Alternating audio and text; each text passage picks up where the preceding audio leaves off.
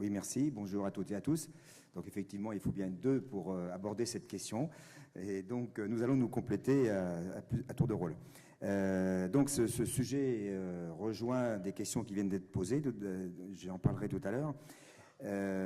C'est vraiment sur le territoire du Sage Estuaire de la Loire, la prise en compte du développement urbain, un sujet extrêmement prégnant. Je vais quand même prendre le temps, avant d'aborder le sujet lui-même, de vous présenter où se trouve le Sage Estuaire de la Loire. Donc c'est sur la carte, vous l'avez ici, donc d'Annetz, limite droite à l'est, et le littoral à l'ouest. Donc un territoire de 3855 km², 162 communes, il y en avait un peu plus avant, mais il y a des fusions dans l'air.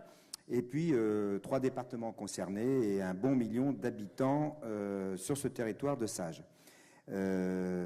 Avant vraiment d'aborder la question, une petite présentation du territoire pour vous situer sa particularité. C'est un territoire dans lequel il y a énormément d'eau et de marais. Donc vous êtes à la rencontre de la Loire, le fleuve ligérien, et de l'océan. Donc c'est un espace où, sur une bonne centaine de kilomètres, il y a remontée de la marée jusqu'à Ancenis. Et donc on a un territoire en plein mouvement, avec énormément de cours d'eau qui se déversent dans la Loire. Un territoire avec beaucoup de zones humides, puisqu'on a 18% du territoire du Sage qui est en zone humide. Le département de Loire-Atlantique étant le deuxième département par rapport au pourcentage de zones humides sur son territoire. Et évidemment, avec ces zones humides, vous avez une agriculture très spécifique aux estuaires, c'est l'agriculture de marais, et qui est de l'agriculture plutôt extensive, avec un peu de pâturage et beaucoup de fauche. Et donc, quelque part par là, la présence de l'homme est absolument indispensable pour faire vivre ce marais. Le territoire présente une particularité également, c'est la plus grande métropole que vous avez avec la ville de Nantes, mais c'est au global une agglomération très, très dense et très importante.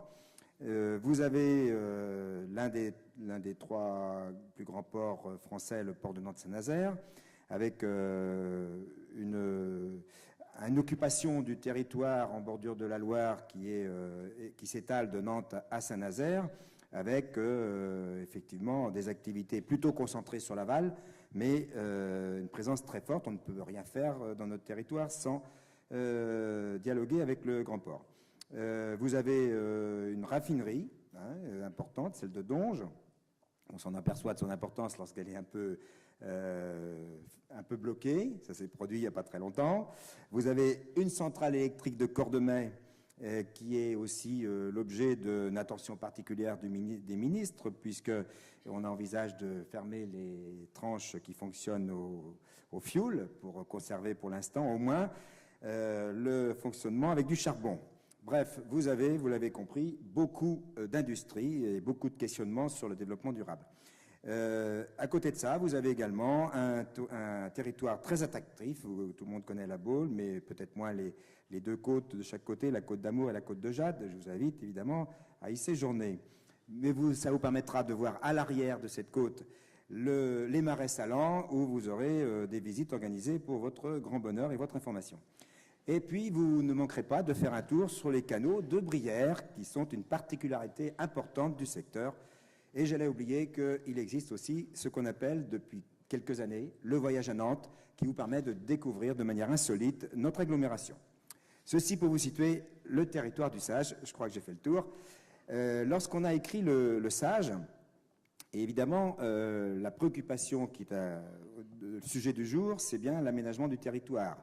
Et donc, de l'urbanisme et de ses règlements, et de voir comment on allait pouvoir, dans le cadre de la clé du Sage, prendre en compte cette question. Donc il faut le rappeler, et j'y reviendrai aussi tout à l'heure, il faut rappeler que les documents du Sage s'imposent aux documents d'urbanisme. Et ça, c'est pas, même si ça commence à être un peu perçu par les élus, c'est un long travail pour les convaincre qu'il faut absolument commencer par là. Et le fait qu'on a un territoire aussi divers et riche par sa spécificité fait qu'il y a une multitude de maîtres d'ouvrage et le Sage doit pouvoir répondre à toutes les interrogations, que ce soit des collectivités ou des aménageurs privés. Donc actuellement, l'environnement et l'urbanisme sont peut-être des thématiques qui sont encore trop cloisonnées, et même si les choses évoluent bien. Alors pour l'organisation du SAGE, nous avons cherché sur notre territoire, pour qu'il y ait des bonnes réponses et une bonne connaissance du terrain, nous avons cherché à structurer la maîtrise d'ouvrage. Et donc, le SAGE étant divisé en 8 sous-bassins versants, nous avons mis en place sur chaque sous-bassin une structure locale, une structure référente pour le SAGE. Certaines structures ont la maîtrise d'ouvrage, d'autres ne l'ont pas, par rapport à l'amélioration de la qualité de l'eau sur tout le territoire. Et par ailleurs, dans ce SAGE, nous avons souhaité que les élus des collectivités soient vraiment les relais de la politique et de l'ambition votée par la commission locale de l'eau. Ce qui fait que récemment, nous avons modifié le portage du SAGE. C'est une nouvelle structure qui s'est mise en place. Et elle s'est mise en place aussitôt les élections municipales de 2014. Et nous avons commencé avec Cécile Fourmarier pour faire le tour des popotes, c'est-à-dire commencer par expliquer à tous les élus du territoire, puisque notre structure allait s'appuyer sur uniquement des EPCI pour le financement, mais pour que le financement soit à la hauteur des ambitions, il faut que les élus en soient convaincus. Donc Cécile a fait la tournée des popotes pour convaincre en particulier les nouveaux élus de ce qu'est un SAGE et de l'intérêt des décisions et d'avoir des règlements qui soient pris en compte par les collectivités. Alors nous avons ensuite, au cours de ce SAGE, accompagné de manière constante avec des outils de communication, on va y revenir tout à l'heure. Ça permet d'apporter des éléments de réponse, des guides, etc., aux élus qui sont en charge de ces questions. Et je vais laisser la parole à Cécile pour voir justement, concrètement, sur cette question des documents, ce qu'on a fait et puis ce qui pourrait encore être fait, et comment ça va évoluer. Bonjour à tous. Donc le premier outil de communication qui a été écrit à la suite de l'arrêté de mise en œuvre du SAGE, c'est ce guide. C'est un guide donc, qui est vraiment à destination des élus, puisque le choix a été fait d'en faire nos relais sur le territoire. C'est un petit guide de 26 actions qui retrace toute l'ambition qui est mise derrière l'outil SAGE par la Commission locale de l'eau. Notamment aujourd'hui, je vous ferai un zoom sur cette fiche qui est dédiée à la cohérence entre la planification urbaine et la politique de l'eau. Ce sont des fiches qui sont faites sur un modèle assez basique. Donc, on part d'un constat, on explique dans quel cadre on a écrit les dispositions du SAGE, qui sont des dispositions réglementaires qui peuvent être vécues aussi comme une contrainte, et souvent comme une contrainte, et on explique pourquoi on le fait, et quels acteurs vont être touchés par quelles dispositions du SAGE. Le constat qu'on a rappelé, c'est que le SAGE, il fait 3855 km², et le bon échelon pour nous, c'était l'échelon local des communes ou des intercommunalités, puisque c'est eux qui sont à la mise en œuvre des politiques publiques.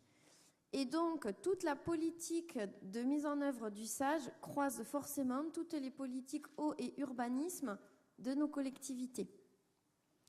Ensuite, la nécessité de faire entendre et comprendre à nos élus qu'il faut anticiper les problématiques eau dès le départ. Parce qu'un des constats qu'on a fait, c'est que le dossier réglementaire, notamment les dossiers d'autorisation loi sur l'eau, arrive en fin de conception des projets urbains, ce qui fait qu'il est souvent vécu comme une contrainte.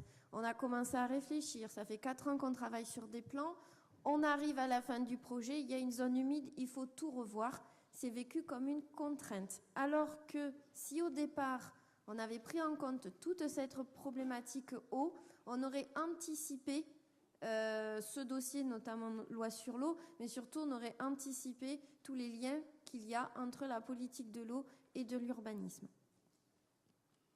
Troisième constat, c'était anticiper les consommations d'eau. Donc dans le SAGE, on a écrit des dispositions qui demandent aux aménageurs, aux pétitionnaires, d'étudier l'impact de leur aménagement futur, notamment sur les structures d'assainissement, et sur leur impact sur les milieux aquatiques. Donc on est sur du rejet, sur la qualité des rejets, pour tout rejet au cours d'eau ou au milieu aquatique, donc pluvial, assainissement, etc. 4 points de vigilance pour nos élus. S'assurer de la disponibilité en eau. Sur l'estuaire de la Loire, la disponibilité en eau n'est pas une vraie problématique en soi avec la proximité de la Loire. Néanmoins, on a quand même des petites nappes d'eau qui ont des prélèvements qui sont assez importants et qui la contraignent et sur lesquels il faut faire très attention. Deuxièmement, c'est veiller à l'état des réseaux d'assainissement et aux capacités de traitement des structures d'épuration et à la qualité du rejet qu'elle induit au regard des nouveaux aménagements prévus. Troisièmement, prévoir des règles d'urbanisme adaptées pour réduire la vulnérabilité des personnes, des biens et des activités. On est sur un territoire qui est notamment soumis aux submersions marines. On doit anticiper dans nos schémas de construction, dans notre conception de l'urbanisme, toutes les thématiques liées à ces inondations. Et enfin, définir des règles d'occupation du sol adaptées pour garantir la bonne qualité de la ressource en eau. Alors ça, c'est très joli, mais c'est le plus compliqué. C'est-à-dire rentrer dans les documents d'urbanisme, rentrer dans la conception des projets, lutter contre le ruissellement, participer à la préservation des milieux humides. Ça va faire la transition avec ce que va vous présenter ensuite M. Couturier. L'enjeu, pour nous, ça a été les zones humides. On a 18% du territoire en zone humide. Dès que vous faites un projet, vous touchez à une zone humide sur le Sage. Comment accompagner les projets ? Comment les diriger pour qu'on arrive à un projet consensuel qui permette un développement cohérent sur le territoire en préservant ces milieux ? Alors, comment accompagner l'aménagement du territoire ? Donc, sur l'exemple des zones humides, la commission locale de l'eau, a donc demandé à toutes les communes, ça en faisait donc 175 à l'époque, d'effectuer un inventaire des zones humides, même si les bilans ont été regroupés parfois à l'échelle des intercos. C'est d'abord sur chaque commune que, comme on l'a déjà dit à plusieurs reprises, il faut vraiment que ce soit au local, que ces questions-là soient abordées. On a demandé à chaque commune de faire un inventaire des zones humides et à partir d'un cahier des charges qui avait été validé par la clé. Et c'est vrai que selon les bureaux d'études, il y a eu parfois quelques difficultés pour le faire respecter. Mais globalement, ce qui a entraîné parfois des distorsions importantes d'une commune à l'autre. Alors il a fallu régler les problèmes entre les bureaux d'études pour que ça corresponde le plus possible au cahier des charges type et ensuite qu'il y ait une cohérence d'une commune à l'autre. Alors, 3 minutes. Je suis désolée. Il vous reste 3 minutes. 3 minutes. Ah, on va être mal. Bon. Allez, on va aller plus vite, mais ça va être bon. Donc tout ceci pour mieux protéger les zones humides, vous l'avez deviné, et aussi, pas simplement préserver, protéger, en faire une zone enfermée, mais bien sûr les rendre plus fonctionnelles. Donc, nous avons cet inventaire a permis de permettre au local, aux décideurs locaux, de s'approprier cette question des zones humides, et ça a été une découverte pour les groupes de travail qui ont travaillé à aller voir sur place comment se présentaient les zones humides, que ce soit les élus, les agriculteurs, les associations, ou souvent des anciens de la commune qui connaissaient bien l'histoire des zones humides du territoire. Et la cellule d'animation, bien sûr, était présente dans chaque inventaire. Ensuite, nous avons demandé à ce que les documents d'urbanisme intègrent complètement tous les inventaires. Alors ça se fait au fur et à mesure des révisions, et tout ceci pour que, comme l'a dit Cécile tout à l'heure, il faut que ce soit pris en compte avant de commencer des projets. Comme c'est une ambition forte sur notre clé d'éviter la destruction des zones humides, bien entendu, la clé s'est beaucoup investie sur ce sujet-là, et nous avons depuis longtemps demandé la compensation en fonctionnalité et au double de la surface détruite, si possible, sur le même sous-bassin versant, et c'est en conforme au nouveau stage. Et puis, nous avons vraiment insisté sur le fait qu'il fallait que les porteurs de projets travaillent avec nous en amont de la réflexion pour respecter la règle ERC, éviter, réduire, compenser. L'avis de la clé n'est positif que s'il y a eu démonstration dans la réflexion qu'on ne pouvait pas éviter ou partiellement et que la réduction est modeste et surtout après que la compensation soit quelque chose d'efficace et pas simplement sur du papier. Et donc on demande des suivis de gestion pour que ce soit efficace. Alors ensuite, il faut être... Alors c'est vous qui continuez, je crois, Cécile. Oui. Comme vous le souhaitez. Très rapidement, on a parlé là des zones humides, mais on a eu tout un tas d'autres enjeux qu'on n'avait pas anticipés, qui sont revenus sur le tapis. Ça a été notamment l'assainissement pluvial. On a imposé la réalisation des SDAP à toutes les communes urbaines du territoire. Ça a posé un certain nombre de questions. On a dû aussi se questionner sur notre manière d'accompagner. Et donc, au fur et à mesure de la démarche, on a dû, à milieu de mise en œuvre, réaliser également un guide, un cahier des charges pour accompagner nos collectivités à la réalisation de ces documents et surtout qu'elles comprennent pourquoi il fallait se lancer dans des démarches de type SDAP quand on était une commune où beaucoup de projets vivent autour, bien sûr, de l'eau, puisqu'on a un territoire d'eau. Alors, pour terminer, ce sera le bilan et la conclusion, madame, je crois que je vais déborder un petit peu. Mais notre bilan actuel, et on est vraiment bien dans cette dynamique, il s'agit vraiment de porter une politique forte au regard des milieux aquatiques et la qualité des eaux. Et elle ne peut s'appliquer que s'il y a appropriation des enjeux par les décideurs, par les porteurs de projets. Et ça, c'est un travail qui avance. Moi, je trouve qu'au niveau pédagogique, les choses progressent. Les inventaires qu'on a réalisés, etc., nous servent, nous, de manière systématique pour apprécier les projets. La rédaction du guide eau et urbanisme qui avait été prévue, on s'aperçoit que finalement, il vaut mieux travailler sur des notes d'accompagnement plutôt que de faire un document qui serait figé à un moment donné. C'est pas performant à ce niveau-là. Et donc, nous souhaitons plutôt accompagner des notes. Pour les SCOT, schéma de cohérence d'organisation territoriale, et les plans locaux d'urbanisme. Si le SCOT ne prend pas en compte, et là actuellement on est en révision du SCOT métropolitain dans le Saint-Nazaire, et donc dans les services qui ont préparé ce SCOT, ils ont plus ou moins consulté le SAGE, ils ne sont pas venus voir Cécile suffisamment, et résultat, l'autorité environnementale a considéré que le dossier, au cours de l'enquête publique, était incomplet. Donc maintenant, ceux qui ont organisé le SCOT sont obligés de revenir vers le SAGE pour réintégrer un certain nombre de choses dans l'élaboration du SCOT. Et puis, nous avons une position de force lorsque les aménageurs ou les pétitionnaires ne respectent pas nos prescriptions. Et pour revenir à un exemple tout à l'heure d'une surface alimentaire bien connue, nous avons un exemple que nous ne nommerons pas où ça se passe, mais où leur dossier loi sur l'eau a été retoqué 4 fois, parce que d'abord ils avaient commencé à détruire avant de faire un dossier, et quand ils ont fait leur dossier, eh bien ils se fichaient vraiment de nous en termes de compensation ou d'éviter de détruire autre chose. Donc résultat, il a été retoqué 4 fois. Et nous avons la chance d'avoir, pour 95 à 98% environ des dossiers sur lesquels on nous demande notre avis, la préfecture nous demande notre avis, que le préfet suive notre conseil dans ses arrêtés. Donc je trouve que les choses avancent bien. Simplement, en conclusion, je dirais que la question de l'eau dans la question d'urbanisme et dans le développement urbain doit être faite avec des documents adaptés, évolutifs. Il faut absolument travailler l'appropriation par les élus et les aménageurs et, encore une fois, travailler le projet en amont.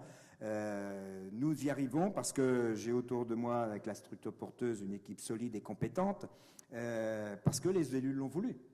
Aussi, qu'il y ait une structure qui soit en capacité de répondre et on peut ainsi répondre aux enjeux du territoire qui est, comme je l'ai dit tout à l'heure, assez attractif et vivant. Merci de votre écoute.